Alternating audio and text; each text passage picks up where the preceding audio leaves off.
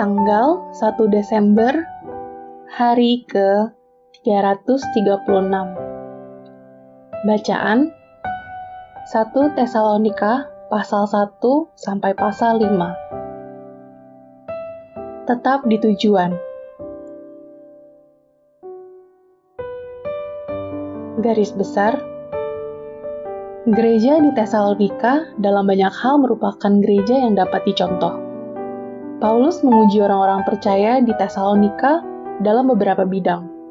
Iman mereka yang patut dicontoh, pelayanan yang tekun, kesetiaan serta kesabaran, dan sukacita yang meluap-luap. Tetapi, di tengah-tengah pujiannya, Paulus memberikan sebuah kata peringatan. Banyaknya pelayanan dalam pekerjaan Tuhan hanyalah satu langkah dari tindakan meninggalkan pekerjaan Tuhan karena rasa puas diri. Karena itu, Paulus menasihati orang Tesalonika untuk hidup kudus, untuk meningkatkan kasih mereka satu sama lain, dan untuk mendorong serta membangun satu sama lain. Dalam semua ini, mereka harus selalu gembira, penuh doa, dan bersyukur dalam setiap situasi. Singkatnya, Paulus mendorong mereka untuk tetap pada tujuan sewaktu mereka bekerja untuk Tuhan. Renungan harian. Apakah Anda percaya Yesus akan datang lagi? Apakah Anda bersikap seolah-olah Yesus akan datang kembali? Pertanyaan pertama mudah dan sederhana untuk dijawab, baik Anda mempercayainya atau tidak. Tetapi, pertanyaan yang kedua lebih sulit untuk dijawab, karena melibatkan cara bagaimana sikap Anda sehari-hari untuk menerjemahkan keyakinan Anda ke dalam perilaku dan kemudian membuat kegiatan dan sikap tersebut menjadi prioritas utama dalam kehidupan sehari-hari Anda. Pada kelima pasal dari 1 Tesalonika ini, semuanya berakhir dengan ayat-ayat instruktif, berdasarkan pada fakta yang menggembirakan bahwa Yesus Kristus akan datang kembali. Bacalah ayat-ayat yang ditunjukkan dengan penuh doa berikut ini, dan kemudian tuliskan langkah yang dapat Anda ambil hari ini untuk memulai menempatkan keyakinan Anda untuk bekerja. 2 contoh tanggapan disediakan di bawah ini. Pertama, ayat 9-10, saya akan mencari seseorang untuk dilayani saat saya menunggu kedatangan Yesus, Anak Allah.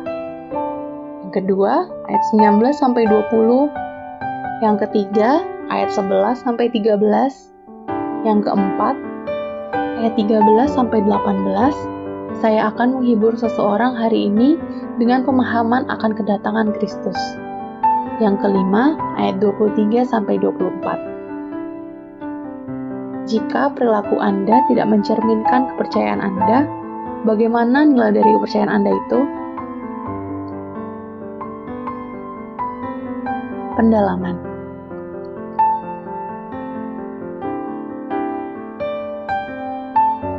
Sangkakala Allah, 1 Tesalonika pasal 4 ayat 16. Referensi Paulus untuk sangkakala Allah berbunyi, pada pasal 4 ayat 16, bisa membawa kita teringat akan instrumen trompet yang mulia itu. Tetapi, kata untuk tanduk atau trompet dalam Alkitab adalah sangkakala, tanduk domba yang digunakan secara seremonial sebagai panggilan untuk berkumpul atau secara militer sebagai panggilan untuk mengangkat senjata. Gambaran yang paling jelas bagi para pembaca Yahudi adalah bunyi trompet saat hari raya Rosh Hashanah, pesta sangkakala, dijelaskan dalam Imamat pasal 23 ayat 23-25 pada awal tahun baru Yahudi. Ketika Yesus kembali, sangkakala Tuhan akan membawa tahun baru yang berbeda. Pendidikan strata 1 untuk orang-orang Kristen yang masih di jenjang taman kanak-kanak. 1 Tesalonika pasal 5 ayat 1-2. Akhir zaman sering dianggap sebagai subjek yang berat yang dikhususkan untuk orang Kristen yang matang dan terlatih baik atau lulusan seminari. Tetapi, Paulus menghabiskan banyak waktu untuk mengajarkan tentang akhir zaman dan implikasi praktisnya pada orang yang baru bertobat. Pasal 5 ayat 1-2. Bagaimana Anda menyikapi kedatangan kembali Kristus yang akan terjadi di masa depan, yang kemungkinannya adalah dalam waktu dekat, dalam kehidupan Anda sehari-hari. Amin. Tuhan Yesus memberkati.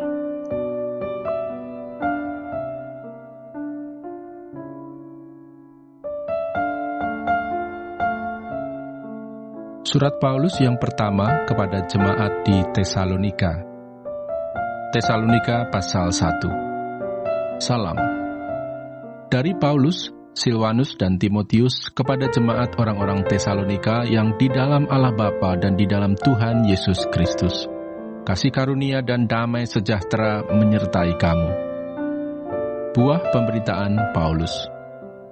Kami selalu mengucap syukur kepada Allah karena kamu semua dan menyebut kamu dalam doa kami, sebab kami selalu mengingat pekerjaan imanmu, usaha kasihmu dan ketekunan pengharapanmu kepada Tuhan kita Yesus Kristus di hadapan Allah dan Bapa kita.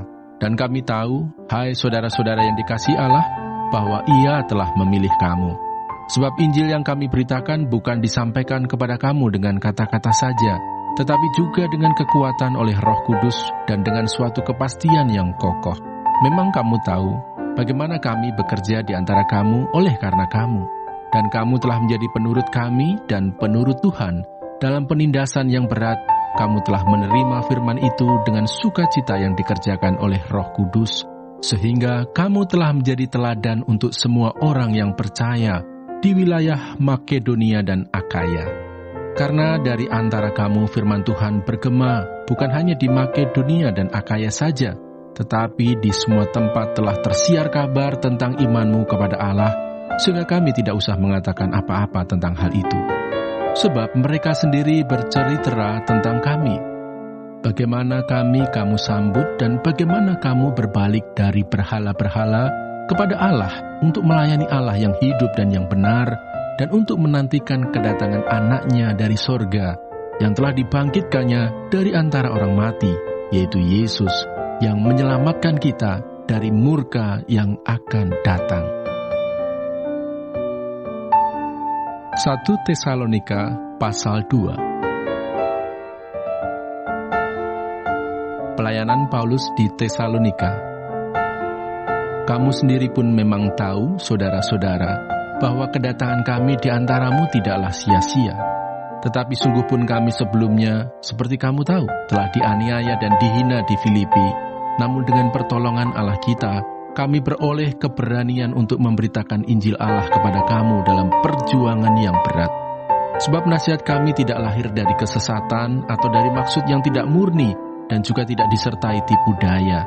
Sebaliknya, karena Allah telah menganggap kami layak untuk mempercayakan Injil kepada kami, karena itulah kami berbicara, bukan untuk menyukakan manusia, melainkan untuk menyukakan Allah yang menguji hati kita. Karena kami tidak pernah bermulut manis, hal itu kamu ketahui, dan tidak pernah mempunyai maksud loba yang tersembunyi. Allah adalah saksi. Juga tidak pernah kami mencari pujian dari manusia, baik dari kamu maupun dari orang-orang lain, sekalipun kami dapat berbuat demikian sebagai rasul-rasul Kristus. Tetapi kami berlaku ramah di antara kamu, sama seperti seorang ibu mengasuh dan merawati anaknya.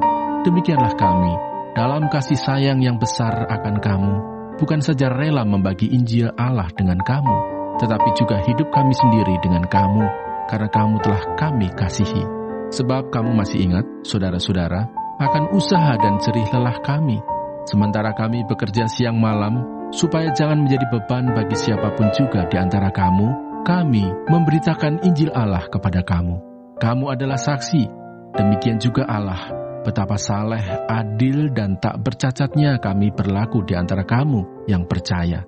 Kamu tahu betapa kami seperti bapa terhadap anak-anaknya telah menasihati kamu dan menguatkan hatimu seorang demi seorang dan meminta dengan sangat supaya kamu hidup sesuai dengan kehendak Allah yang memanggil kamu ke dalam kerajaan dan kemuliaannya.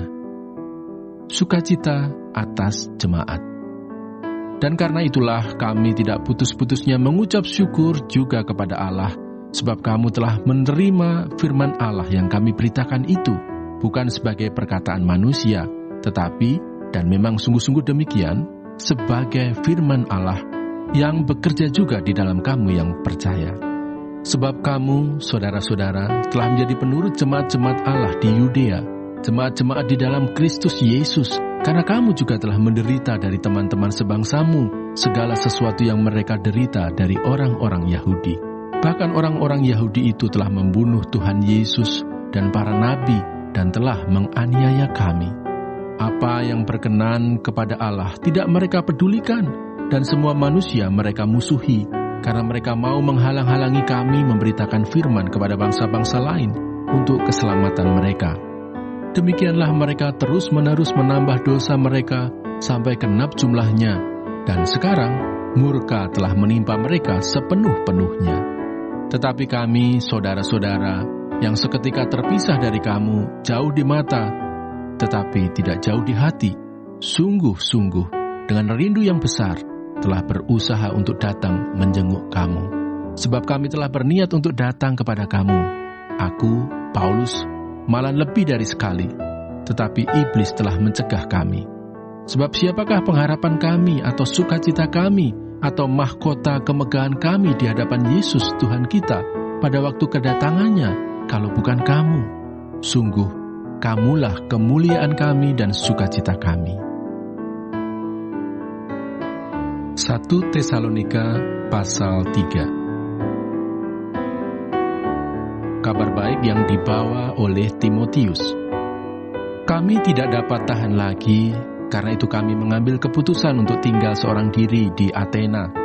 Lalu kami mengirim Timotius, saudara yang bekerja dengan kami untuk Allah dalam pemberitaan Injil Kristus, untuk menguatkan hatimu dan menasihatkan kamu tentang imanmu, supaya jangan ada orang yang goyang imannya karena kesusahan-kesusahan ini. Kamu sendiri tahu bahwa kita ditentukan untuk itu. Sebab juga waktu kami bersama-sama dengan kamu, telah kami katakan kepada kamu bahwa kita akan mengalami kesusahan. Dan hal itu, seperti kamu tahu, telah terjadi. Itulah sebabnya, maka aku, karena tidak dapat tahan lagi, telah mengirim dia, supaya aku tahu tentang imanmu. Karena aku khawatir kalau-kalau kamu telah dicobai oleh si penggoda, dan kalau-kalau usaha kami menjadi sia-sia. Tetapi sekarang, setelah Timotius datang kembali dari kamu dan membawa kabar yang menggembirakan tentang imanmu dan kasihmu, dan bahwa kamu selalu menaruh kenang-kenangan yang baik akan kami, dan ingin untuk berjumpa dengan kami, seperti kami juga ingin untuk berjumpa dengan kamu, maka kami juga, saudara-saudara, dalam segala kesesakan dan kesukaran kami, menjadi terhibur oleh kamu dan oleh imanmu. Sekarang kami hidup kembali, asal saja kamu teguh berdiri di dalam Tuhan. Sebab ucapan syukur apakah yang dapat kami persembahkan kepada Allah atas segala sukacita yang kami peroleh karena kamu di hadapan Allah kita. Siang malam kami berdoa, sungguh-sungguh, supaya kita bertemu muka dengan muka dan menambahkan apa yang masih kurang pada imanmu. Kiranya Dia, Allah dan Bapa kita, dan Yesus Tuhan kita, membukakan kami jalan kepadamu. Dan kiranya Tuhan menjadikan kamu bertambah-tambah dan berkelimpahan dalam kasih seorang terhadap yang lain dan terhadap semua orang, sama seperti kami juga mengasihi kamu. Kiranya Dia menguatkan hatimu, supaya tak bercacat dan kudus di hadapan Allah dan Bapa kita pada waktu kedatangan Yesus, Tuhan kita, dengan semua orang kudusnya. 1 Tesalonika pasal 4. Nasihat supaya hidup kudus. Akhirnya, saudara-saudara, kami minta dan nasihatkan kamu dalam Tuhan Yesus. Kamu telah mendengar dari kami bagaimana kamu harus hidup supaya berkenan kepada Allah. Hal itu memang telah kamu turuti, tetapi baiklah kamu melakukannya lebih bersungguh-sungguh lagi. Kamu tahu juga petunjuk-petunjuk mana yang telah kami berikan kepadamu atas nama Tuhan Yesus. Karena inilah kehendak Allah, pengudusanmu, yaitu supaya kamu menjauhi percabulan, supaya kamu masing-masing mengambil seorang perempuan menjadi istrimu sendiri dan hidup di dalam pengudusan dan penghormatan, bukan di dalam keinginan hawa nafsu, seperti yang dibuat oleh orang-orang yang tidak mengenal Allah. Dan supaya dalam hal-hal ini, orang jangan memperlakukan saudaranya dengan tidak baik atau memperdayakannya. Karena Tuhan adalah pembalas dari semuanya ini, seperti yang telah kami katakan dan tegaskan dahulu kepadamu. Allah memanggil kita bukan untuk melakukan apa yang cemar, melainkan apa yang kudus.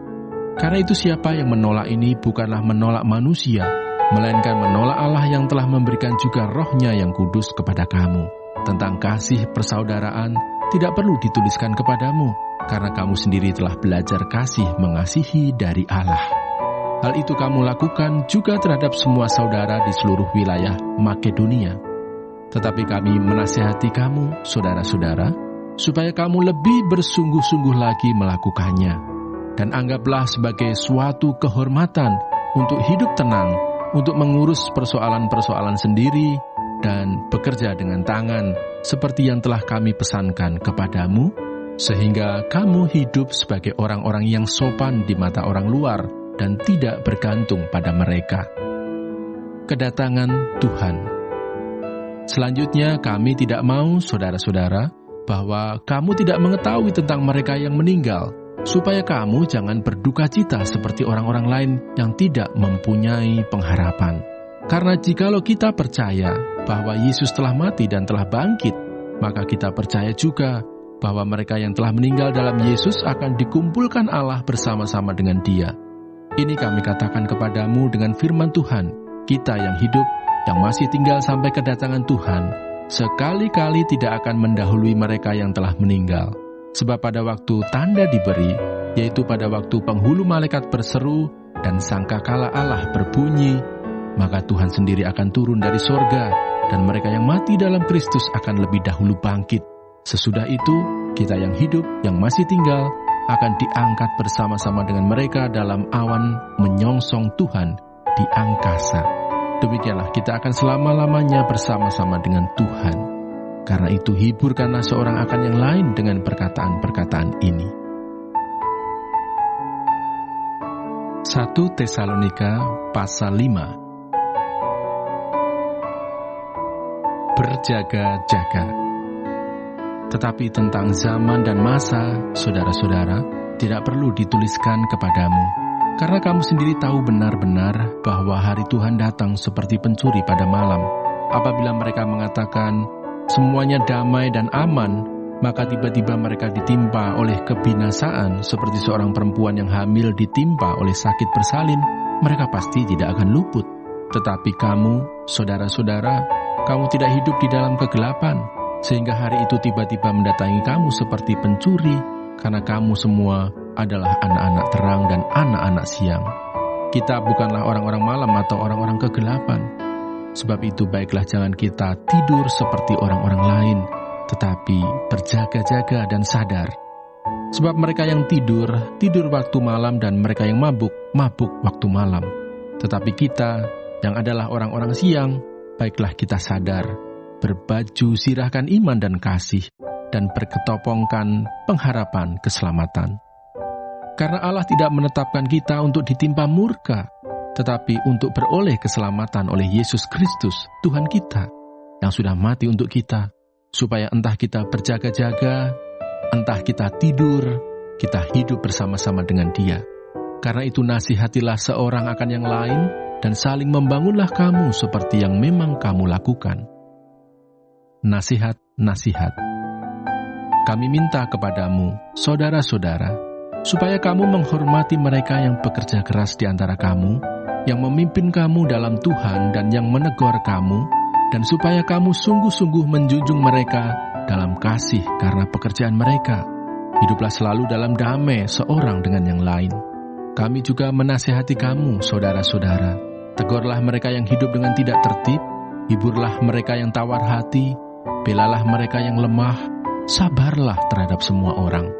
Perhatikanlah, supaya jangan ada orang yang membalas jahat dengan jahat, tetapi usahakanlah senantiasa yang baik terhadap kamu masing-masing dan terhadap semua orang. Bersukacitalah senantiasa, tetaplah berdoa, mengucap syukurlah dalam segala hal, sebab itulah yang dikehendaki Allah di dalam Kristus Yesus bagi kamu. Janganlah padamkan roh, dan janganlah anggap rendah nubuat-nubuat. Ujilah segala sesuatu, dan peganglah yang baik. Jauhkanlah dirimu dari segala jenis kejahatan. Salam. Semoga Allah damai sejahtera menguduskan kamu seluruhnya, dan semoga roh, jiwa, dan tubuhmu terpelihara sempurna dengan tak bercacat pada kedatangan Yesus Kristus, Tuhan kita. Ia yang memanggil kamu adalah setia. Ia juga akan menggenapinya. Saudara-saudara, doakanlah kami. Sampaikanlah salam kami kepada semua saudara dengan cium yang kudus. Demi nama Tuhan, aku minta dengan sangat kepadamu, supaya surat ini dibacakan kepada semua saudara. Kasih karunia Yesus Kristus Tuhan kita menyertai kamu.